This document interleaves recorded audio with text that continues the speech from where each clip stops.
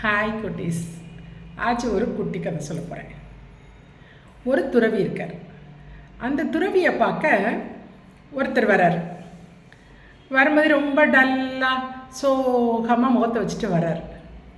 அப்படியே துறவி பார்க்குறாரு. என்ன ஆச்சுப்பா, ஏன்ப்பா இப்படி வர்ற, ஏன் ரொம்ப டல்லாக இருக்க அப்படின்னு கேட்குறாரு. உடனே அந்த வந்தவர் சொல்கிறாரு, இல்லை குருவே, நான் நிறைய இடத்துல வேலை பார்த்துருக்கேன், நிறைய இடத்துல வேலை பார்க்குறேன், சம்பளம் வாங்குகிறேன். இருந்தாலும் எனக்கு அந்த பெரிய ஆளாக என்னால் ஆக முடியல, நிறைய பணம் எனக்கு சம்பாதிக்க முடியல. பிஸ்னஸ் கூட பண்ணி பார்த்துட்டேன். பிஸ்னஸ் பண்ணாலுமே எனக்கு ஒரு பெரிய ஆளாகிறதுக்கு வேண்ட வழி எனக்கு தெரியல. என் கையில் ரூபாலாம் அவ்வளோ தூரம் எனக்கு வரமாட்டேங்குது. என்ன செய்கிறதுன்னு தெரியல. என்ன பண்ணாலும் என் கையில் ரூபா நிற்க மாட்டேங்குது. நான் என்னால் பெரிய பணக்காரனாக முடியல அப்படின்னு சோகமாக உக்காடுறாரு. உடனே துறவி சொல்கிறாரு, நான் உனக்கு ஒரு கதை சொல்கிறேன், ஒரு குட்டி கதை சொல்கிறேன் அப்படின்னு சொல்கிறாரு. ஒரு ஊரில் ஒரு 3 பேர் உட்காந்து கல் உடைச்சிட்ருக்குறாங்க. ஒரு இடத்துல கல் பெரிய பெரிய பெரிய கல்லுகளை உளி சுத்தியல் இதெல்லாம் வச்சு டொம்முன்னு உடச்சி கல்லெல்லாம் உடைச்சிட்ருக்குறாங்க. அப்போது ஒரு பெரியவர் வர்றார், கொஞ்சம் வயசானவர் வர்றார். ஃபஸ்ட்டு உடச்சிட்ருக்கார்ட்ட போயிட்டு, தம்பி நீங்கள் என்ன பண்ணிகிட்ருக்கீங்க அப்படின்னு கேட்குறாரு. அவருக்கு கோவம் வந்துருச்சு. என்னையா நீ பார்த்தா தெரியல, இந்த வெயிலில் உட்காந்து கல் உடைச்சிட்ருக்க, நீ என்ன பண்ணுறேன்னு என்கிட்ட கேட்குறியா அப்படின்னு சொல்லிட்டு கொஞ்சம் கடிச்சு விட்டார், திட்டி விட்டார். ஐயோ என்னடா என்ன செய்யறதுன்னு கேட்டதுக்கு இப்படி திட்டுறானேன்னு அடுத்தவர்கிட்ட போகிறார். அவர்கிட்ட போய் கேட்குறாரு, தம்பி நீங்கள் என்ன பண்ணிகிட்ருக்கீங்க அப்படின்னு. உடனே அவர் என்ன சொல்கிறாரு, என்ன பண்ணுறது, என் பொண்டாட்டி பிள்ளைக்கு சாப்பாடு கொடுக்கணும்ல, அதுக்காக நான் கல் உடைச்சிட்ருக்கேன் இந்த வேகாத வெயிலில். ஒய்ஃபு பிள்ளைகளுக்கும் சாப்பாடு கொடுக்கணும், காசு வேணும்ல, அதுக்காக இந்த வேலையை பார்த்துக்கிட்டு இருக்கேன், அதுக்காக தான் இந்த கல்லை உடைக்கிறேன் அப்படின்றார். உடனே என்ன அதுக்கு முதல்ல பேசுகிறதோட பரவாயில்ல, இவர் கொஞ்சம் தன்மையாக பேசுகிறாரு நினச்சிட்டு இங்கே என்ன தான் செய்கிறாங்கன்றது தெரிஞ்சுக்க ஆசைப்படுறாரு இந்த பெரியவர். உடனே 3வது அவர்கிட்ட போகிறார். போயிட்டு தம்பி நீங்கள் என்ன பண்ணிகிட்டு இருக்கீங்கன்னு கேட்குறாரு. உடனே அவர் என்ன சொல்கிறாரு, இல்லைங்கய்யா, இந்த இடத்துல ஒரு சத்திரம் கட்ட போகிறோம். ஏன்னா இந்த ஊர்லேருந்து பக்கத்து ஊருக்கு போகிறவங்க வெயிலில் போகிறாங்க, எங்கேயுமே ஸ்டே பண்ணுறதுக்கு இடம் இல்லை. அதுக்காக இங்கே ஒரு சத்திரம் கட்டிட்டாங்கன்னா எல்லோரும் இங்கே கொஞ்சம் ஸ்டே பண்ணிவிட்டு அப்புறமேட்டு போவாங்க, அவங்களுக்கு கொஞ்சம் ரிலாக்ஸ்டாக போவாங்க. இன்னொரு விஷயம், கொஞ்சம் வசதி இல்லாதவங்க கஷ்டப்படுறவங்களா இருந்தால் கூட ஃபங்க்ஷன் கூட இந்த சத்திரத்தில் வச்சுக்கலாம். ஏன்னா ஃப்ரீயாக இருக்காதுல, சத்திரத்தில் ஒரு ஃபங்க்ஷன் கூட நடத்திக்கலாம். மெயினாக இங்கே ஸ்டே பண்ணிவிட்டு போகிறவங்களுக்கு கொஞ்சம் வசதியாக இருக்கிறதுக்காக வேண்டி சத்திரம் கட்டியிருக்காக வேண்டி இந்த கல் உடச்சிக்கிட்டு இருக்கோம் அப்படின்னு சொல்கிறார்.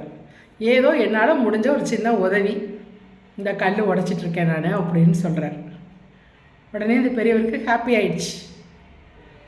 இந்த பக்கத்து ஊரில் ஒரு பண்ணையார் இருக்காராமே, உங்களுக்கு தெரியுமா அப்படின்னு கேட்குறாரு. உடனே அவர் சொல்கிறாரு, எனக்கு தெரியும், ஒரு பெரிய பணக்காரராமே அப்படின்றாரு. கல்லை உடச்சிக்கிட்டேன், அது நான் தான் அந்த பண்ணையார்.